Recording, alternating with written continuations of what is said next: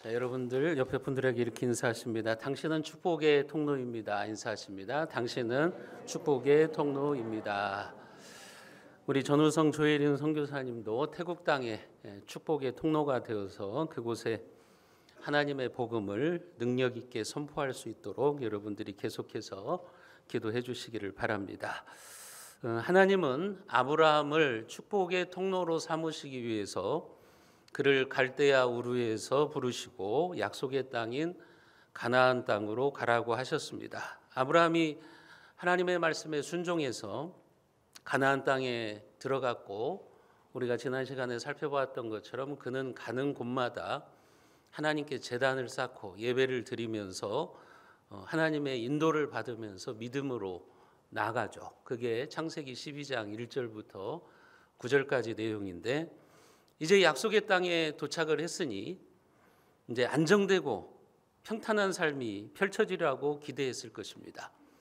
하나님께서 나에게 가라고 명령을 하셨으니까, 그리고 순종해서 그 말씀을 따라왔으니까 약속의 땅에는 이제 하나님께서 약속하셨던 것처럼 내가 넓은 땅도 얻을 것이고 자손도 이제 얻게 될 것이고 내 앞에 평탄한 길이 생길 거야, 그렇게 생각했을지 몰라요.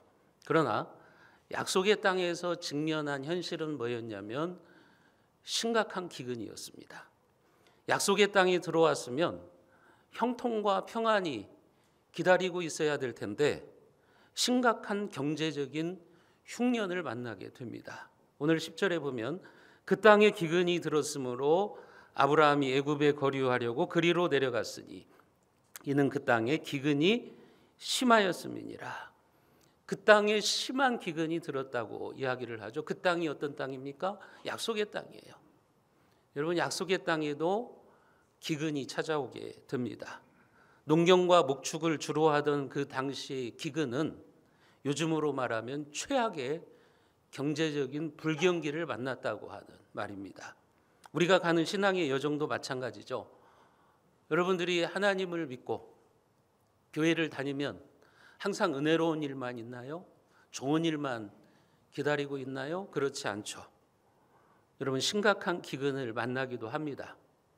때로는 경제적인 기근을 만나기도 하고, 직장에서 내가 사람의 기근을 만나기도 하고, 사업장에서의 기근이 찾아오기도 하고, 건강의 기근을 만나기도 합니다. 순종했는데 병에 걸리기도 하고, 하나님의 말씀을 따라왔는데 사업이 안 되기도 하고, 그렇다고 하는 거예요. 약속의 땅에도 기근은 찾아온다고 하는 겁니다. 아브라함 역시 마찬가지죠. 아브라함은 하나님이 가라고 하는 땅에 들어갔지만 기근으로 인한 경제적인 어려움에 직면을 했습니다. 자기가 데리고 있는 그 식구들을 굶어 죽일 수밖에 없는 상황, 자기가 거느리고 있는 이 가축들을 죽일 수밖에 없는 그런 경제적인 기근을 만나게 되었다고 하는 겁니다. 그래서 그 땅에서 더 이상 살 수 없을 것 같아요. 그러면 이 팔레스타인의 사람들은 기근이 오면 가는 곳이 있어요. 그곳이 어디냐면 애굽으로 내려가는 거예요. 이 팔레스타인 땅은 이제 그 지방의 달력으로 11월, 12월에 비가 내려줘야 돼요. 근데 이제 그때 비가 안 오면 강우량이 200mm 이렇게밖에 안 되기 때문에 그때 비가 안 오면 기근을 만나게 돼요. 반면에 애굽은 나일강이 있어요. 나일강이 있어가지고 나일강이 아주 범람함으로 말미암아 그 땅이 비옥해요. 그리고 가뭄이 들어도 나일강의 물을 끌어다가 농사를 지을 수 있는 땅이에요.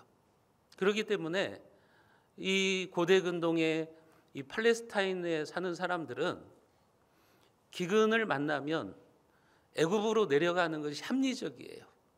그것이 지극히 정상적인 거예요. 아브라함도 지금 그 기근을 만난 거죠.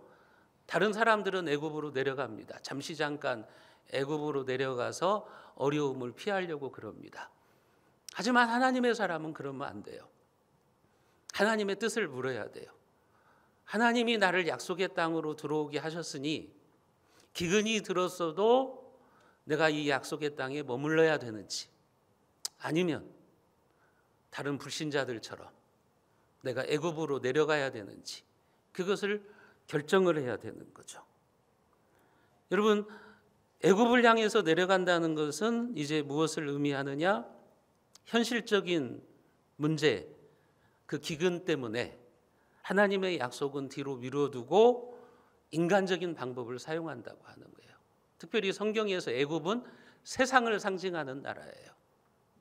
세상을 상징하는 나라이기 때문에 아브라함이 애굽으로 내려간다는 것은, 그것은 세상적인 방법, 인간적인 방법을 쓴다고 하는 것을 의미하는 겁니다. 아브라함은 결국은 애굽으로 내려갑니다. 약속의 땅을 떠나게 됨으로써 그의 흔들리는 믿음을 보여줍니다. 왜 그의 믿음이 흔들렸다는 거예요? 여러분, 아브라함은 지금까지 하나님의 말씀을 따라서 약속의 땅으로 왔잖아요. 우리가 성경에 보면 적어도 그가 애굽으로 내려가기 전까지는 하나님께 기도하면서 하나님의 뜻을 찾았던 사람이에요. 그는 하나님께 제단을 쌓으면서 하나님께 예배를 드리면서 하나님의 인도를 받으면서 점점 남방으로 옮겨갔더라. 창세기 12장 9절에 그렇게 나오잖아요. 그렇게 하나님의 인도를 따라서 예배를 드리면서 한 걸음 한 걸음 나아갔던 아브라함이 막상 경제적인 기근을 만나니까 하나님을 찾지도 않고 기도도 하지를 않아요. 아브라함은 위기의 때에 위를 바라보지 않고 세상을 상징하는 애굽으로 내려가 버렸어요. 애굽으로 내려가느냐 내려가지 않느냐, 그게 중요한 게 아니에요. 성경에 보면 하나님은 야곱에게는 애굽으로 가라고 말씀을 하세요. 아브라함의 문제는 뭐냐면 애굽으로 가느냐 가지 않느냐의 문제가 아니라 하나님께 묻지 않았다는 거예요. 그게 문제예요. 기근을 만나니까, 인생의 어려움을 만나니까 하나님의 인도를 구하지 않아요. 쉽게 말씀드리면 평상시에는, 평안할 때에는 열심히 예배의 자리도 나오고 기도도 하시던 분이 가정의 문제를 딱 만나니까 그때부터 바뀌는 거예요. 예배를 안 드리는 거예요. 예배 드려도 소용없네, 하나님 믿어도 소용없네 하면서 그때 하나님을 더 찾아야 되는데, 그때 위를 바라봐야 되는데, 에이, 교회 안 나가, 교회 나가도 소용없어, 기도해봤자 소용없어 하면서 정작 하나님의 인도를 따라가야 되는 그 순간에 예배를 멈추고 기도를 멈춰버리는 거죠. 아브라함의 모습이 지금 그렇다고 하는 거예요. 기근을 만나기 전에 아브라함은 하나님께 제단을 쌓으면서 약속의 땅을 한 걸음 한 걸음 나갔던 사람인데, 기근을 만나니까 성경에 보면 그는 하나님께 예배드렸다는 표현도 없고 기도했다는 말도 없습니다. 그러니까 기근을 만나서 아브라함은 위를 바라보지 않고 세상을 상징하는 애굽을 쳐다본 거예요. 그래서 애굽으로 내려간 거예요. 여러분, 옆에 분들한테 그렇게 말씀합니다. 기근의 때에는 위를 바라봅시다. 기근의 때에는 위를 바라봐야 됩니다. 애굽으로 내려가서는 안 됩니다. 왜 하나님이 약속의 땅에서도 기근을 만나게 하셨을까요? 그 이유는 좀 더 기도하고 더욱 하나님을 의지하라는 의미예요. 네가 어려움을 만났으니까 더 기도해라. 그리고 하나님을 의지하면서 이 어려움을 통과하고 기근을 통과하라는 거예요. 그런데 아브라함은 세상적인 방법을 사용한 겁니다. 오늘 우리 역시 마찬가지죠. 인생의 기근을 만나면 우리가 위를 바라봐야 되는데 하나님을 의지해야 되는데 그러지를 아니하고 애굽으로 내려가려고 하는 경향이 저와 여러분들에게도 있어요. 평상시에는 참 신앙생활 잘하시는 분 같아요. 그가 하는 말을 보면 믿음이 있는 것 같아요. 그런데 기근을 딱 만나면 애굽으로 내려가려고 그래요. 세상적인 방법을 사용하려고 하는 거죠.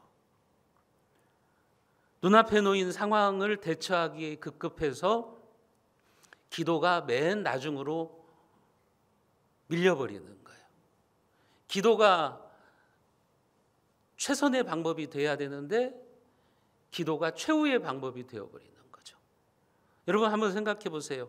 여러분들의 인생에 있어서 신앙생활을 해오시면서 잘못된 결정을 내렸던 일들을 한번 돌아보십시오.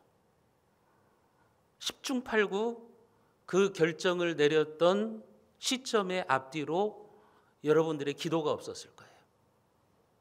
하나님의 인도를 따라가지 않으셨을 거예요. 그냥 내 마음대로, 내 뜻대로, 내 머리만, 잔머리만 의지하고 그렇게 살아가는 거죠.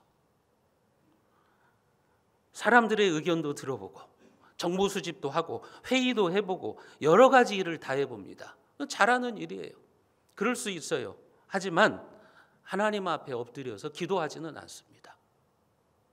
하나님의 인도를 따라가지는 않는 거예요.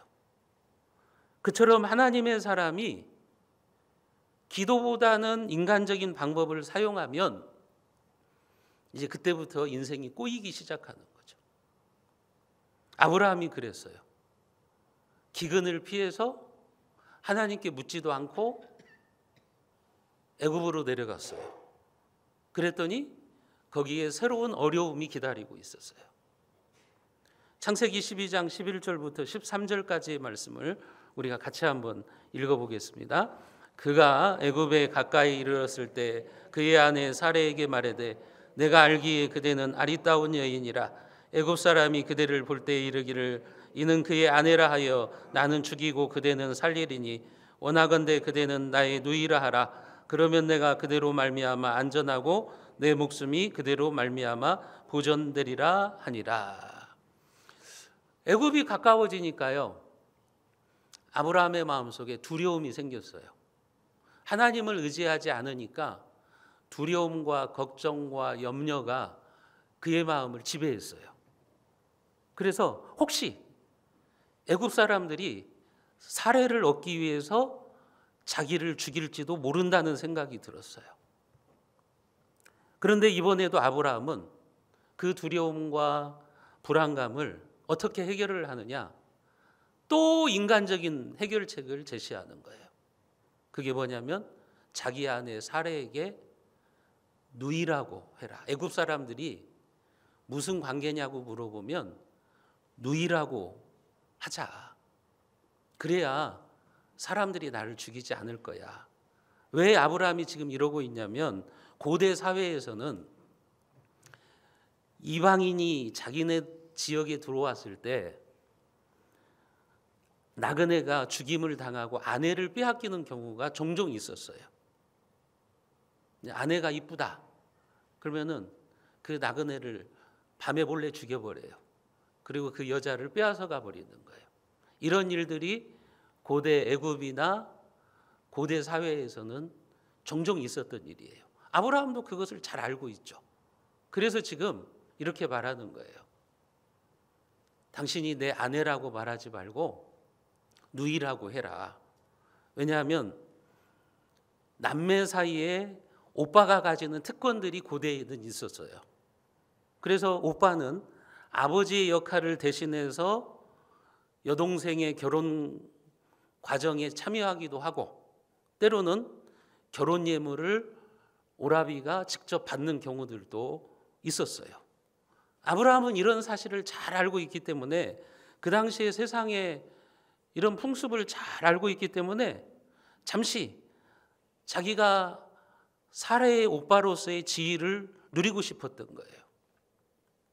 아브라함은 사라에게 이렇게 말하는 거죠. 애굽 사람들이 물어보면 당신 내 여동생이라고 그래.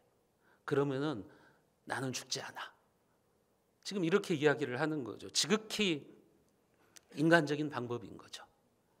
이처럼 믿음의 조상도 하나님께 기도하지 않고 하나님의 인도를 따라가지 않으면요, 별 볼 일 없는 인간이 되는 거예요. 믿음의 조상이라고 하는 아브라함도 이렇게 파렴치한 인간이 되어버리고 마는 거예요. 여러분, 기근의 때에 하나님께서 우리에게 원하시는 것이 뭐예요? 너의 머리로는 안 되니까 내 앞에 무릎을 꿇으라는 거잖아요. 너의 힘만으로는 안 되니까 하나님을 의지하라고 하는 거잖아요. 그런데 아브라함은 기도하지 않고 하나님을 의지하지 않고 자기의 머리를 가지고 기근을 통과하려고 하는 거예요.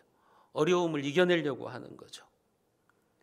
여러분, 하나님이 여러분들의 인생에 기근을 만나게 하셨다면 그것은 더 하나님 앞에 기도하고 더 하나님을 철저히 신뢰하면서 기근을 통과하라고 하는 의미예요.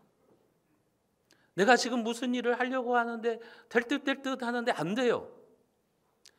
내 머리로 하는데 이게 안 풀려요. 어려움이 찾아오고 기근이 찾아와요. 그럼 하나님이 너 더 나를 의지해. 더 너 기도하면서 하나님의 인도함을 따라가라고 하는 거예요. 그런데 아브라함은 어떻게 하는 겁니까? 계속해서 자기의 힘으로 그 어려움을 이겨내려고 하는 것이고 장꾀를 쓰고 있으니 일이 계속해서 꼬이고 있는 거죠. 일이 자기가 의도하지 않았던 방향으로 흘러가게 되는 거예요. 그 결과 아브라함이 전혀 예상하지 못했던 문제를 만나게 됩니다. 자기의 힘으로 이제 도저히 해결할 수 없는 그런 상황이 전개되어지고 말하는 거예요. 한마디로 말하면 꼬일 대로 꼬여버리고 말하는 거죠.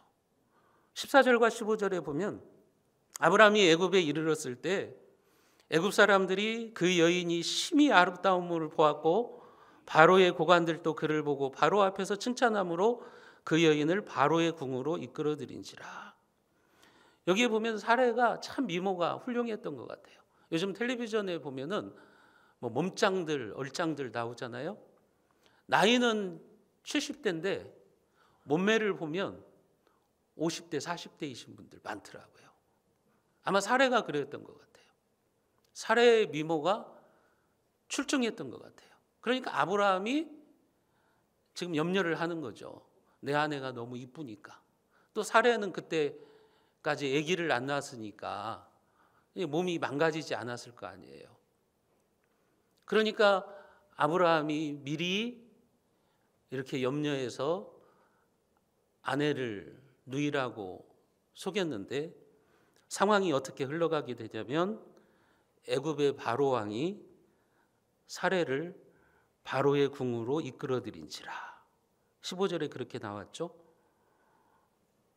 사례를 후궁으로 만들겠다고 하는 겁니다. 그래서 사례를 궁으로 이끌어간 거예요. 이 말은 무슨 말이냐? 이제 바로의 후궁이 되기 위한 준비 과정이 들어갔다는 거예요. 아직 바로가 사례와 동침하지 않았고 준비 과정에 들어간 거예요. 우리나라 사극에도 보면 왕이 후궁으로 딱 정하면 바로 동침하는가요? 그렇지 않죠. 몇 주, 몇 달 동안 상궁들로부터 교육을 받아요. 왕을 섬길 때는 어떻게 해야 된다. 침실에서는 어떻게 해야 된다. 하면서 몸을 정결하게 하고 훈련의 과정에 들어가는 거예요. 지금 사례가 그런 과정에 들어간 거예요.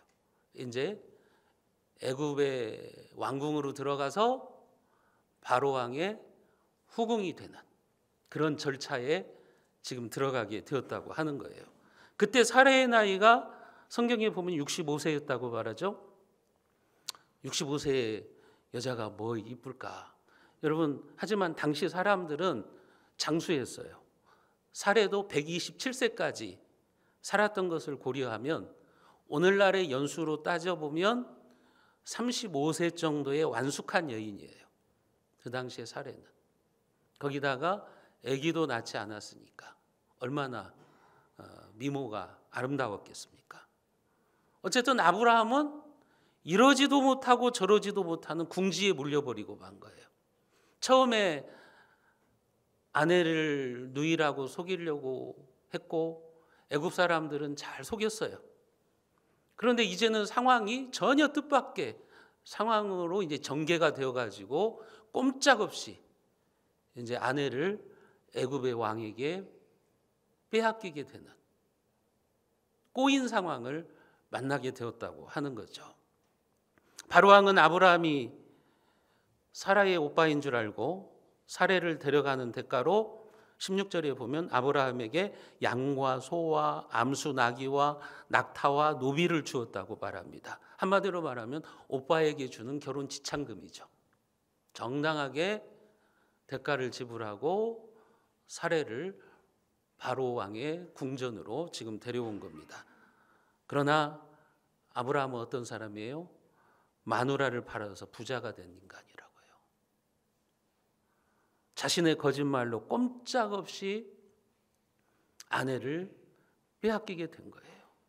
여러분, 제대로 된 남편이라면 자기는 죽는 한이 있더라도 아내는 지켜야 되잖아요. 근데 지금 아브라함은 어떻게 해요? 나 살아야 되니까 당신이 좀 희생해. 지금 이러고 있는 꼴이잖아요. 여러분, 여기 계시는 남편들 다 그러지 않겠어요?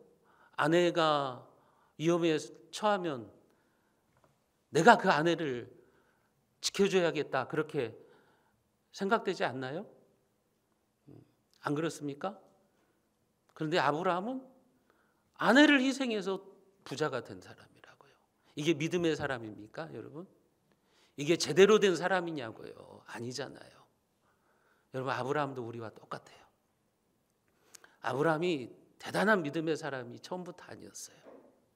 하나님은 이런 아브라함을 연단시켜서 믿음의 조상으로 만드는 거예요. 하나님의 신실하심이라고요. 저와 여러분과 같은 사람들을 하나님께서 신앙생활하게 하시고 연단하시고 훈련받게 하셔서 믿음의 사람으로 만들어 가시는 거예요. 그게 하나님이 하시는 일이라고 하는 거예요. 여러분, 이 아브라함의 모습을 보면 참 기가 막힌 거예요. 이런 사람이 믿음의 조상인가? 하나님이 이런 사람을 선택하셔서 축복의 통로로 만들려고 하시는가? 그런 남편의 모습을 보면서 또 사례는 얼마나 기가 막혔겠어요. 한마디로 말하면 저것이 내 남편인가? 그런 생각이 안 들겠어요? 저런 인간이 하나님을 믿는 사람인가? 가정에서 아내가 남편을 보면서 아이고, 저런 인간이 무슨 목사야, 저런 인간이 무슨 장로야, 권사야, 뭐 그런 배우자가 그런 생각이 들게 만드는 경우들도 있을 것 아닙니까? 사례가 그런 거죠. 자기 남편을 보니까 기가 찬 거예요. 지금 저 살겠다고 마누라를 팔아버리는 꼴이잖아요. 마누라 팔아가지고 부자가 된 그런 꼴이 되어버리고 말았지 않습니까? 이것이 무능하고 연약한 아브라함의 모습입니다. 아브라함은 이제 인간의 힘으로는 어찌할 수 없는 구렁텅이에 빠져버린 거예요. 자기 힘으로 빠져나올 수 없는 덫에 걸려버리고 만 거예요. 그 위기를 좀 모면하고자 인간적인 방법을 썼는데, 자기의 장꾀를 좀 썼는데, 그것이 이제는 자기의 인생을 구렁텅이로 몰고 가버린 그런 꼴이 되어버리고 만 겁니다. 여러분, 그때 하나님이 신속하게 개입하십니다. 창세기 12장 17절에 보시면 여호와께서 아브라함의 아내 사레의 일로 바로와 그 집에 큰 재앙을 내리신지라. 하나님이요, 신속하게 개입하셨어요. 그래서 바로의 왕궁에 재앙을 내려버리셨어요. 그래서 사레가 앞으로 하나님을 믿는 사람들의 믿음의 어머니가 될 사레가 바로 왕의 첩이 되지 못하게 하나님께서 개입하신 거예요. 왜 그렇게 하신 거죠? 하나님이 아브라함과 한 언약을 지키시기 위해서 그런 거예요. 하나님이 아브라함에게 약속한 것이 무엇입니까? 아브라함의 후손을 통해서, 아브라함과 사레를 통해서 나오는 그 후손을 통해서 하나님께서 하늘의 별과 같이 땅의 모래와 같이 하나님을 섬기는 민족을 이루시겠다고 하는 거잖아요. 그리고 그 언약은 사례를 통해서 이루어져야 되는 거예요.